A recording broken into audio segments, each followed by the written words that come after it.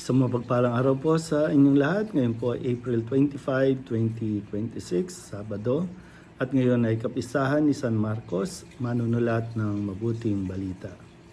Ating pong napagbasa at pagninilay sa araw na ito ay hinango mula sa unang sulat ni San Pedro, chapter 5, verses 5 to 14. Mga pinakamamahal, magpakababa kayong lahat at maglingkod sa isa't isa, ayon sa nasusulat.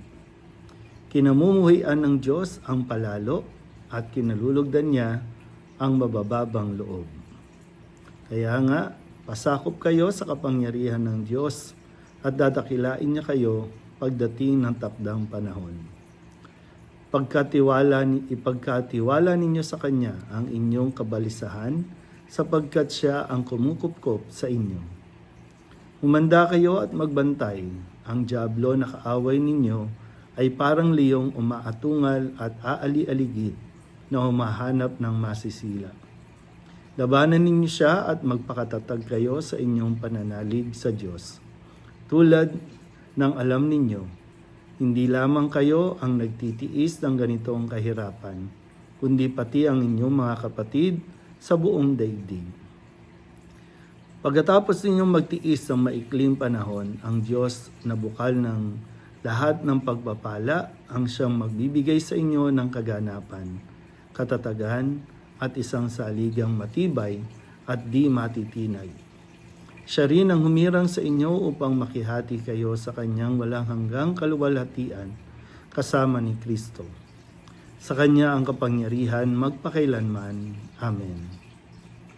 Sinulatan ko kayo sa tulong ni Silvano, isa nating kapatid na lubos kong pinagtitiwalaan. Sa pamamagitan ng maikling sulat na ito ay nais kong palakasin ang inyong loob at patunayan sa inyo na ito nga ang tunay na kaloob ng Diyos. Manatili kayo sa biyayang ito. Kinukumusta kayo ng mga kapatid na nasa Babylonia, mga hirang na paris ninyo. Kinukumusta rin kayo ni Marcos, ang mahal kong anak sa pananampalataya.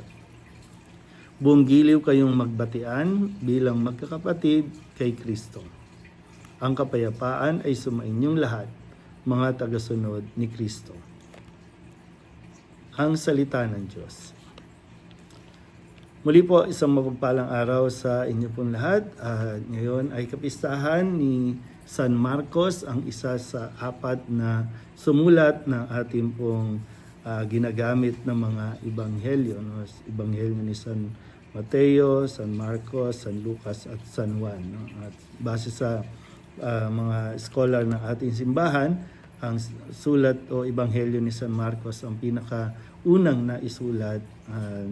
Mula dito ay umusbong din ang iba pang ebanghelyo na sinulat ni Mateo, ni San Lucas at lalo na yung ebanghelyo ni San Juan, no, na pinakahuling nabuhay sa mga alagad.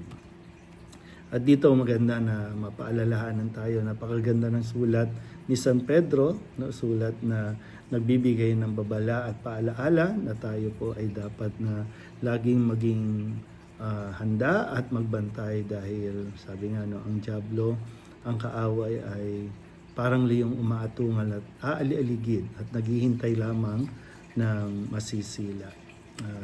Sabi din niya na magtiis tayo sa mga kahirapan na ating nararanasan. No? Totoo naman po, no, na kapag kasi ang isang tao sumuko na at ayaw ng magtiis, ay gagawa na siya ng ibang paraan na hindi na sang-ayon sa kalooban at kautusan o aral ng ating Panginoon. Dahil maaring, sabi nga, no, maaring na-trigger na, naubusan na ng pasensya, lalo pa sa panahon natin ngayon talagang nag-aabang lang talaga ang Diablo, no, na kung sino ang kanyang mabibiktima, no, sa dami ng nangyayari sa ating paligid.